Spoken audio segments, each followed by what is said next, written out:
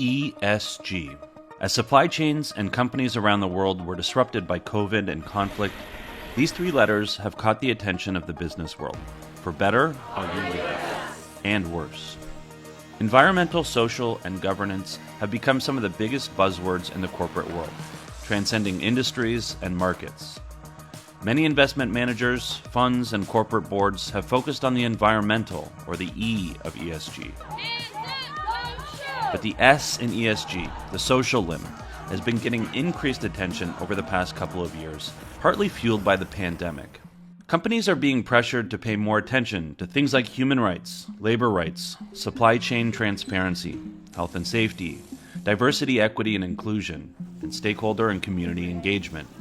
But tracking the impact in these areas, especially in extended global supply chains, is complicated.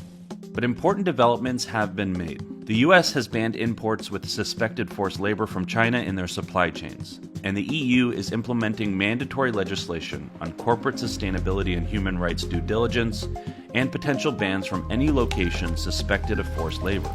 More companies are engaging with their suppliers to ensure human rights are respected across the globe, and that responsible business becomes the norm, not the expectation. But there is still work to be done. People are struggling to make ends meet, and according to some reports, modern slavery and inequality are rising. And not everyone is on board with ESG. A prominent objection is that it gets in the way of what critics see as the substance of what businesses are supposed to do.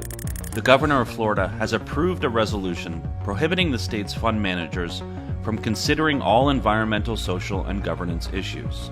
Other Republican-led states have threatened or taken similar action.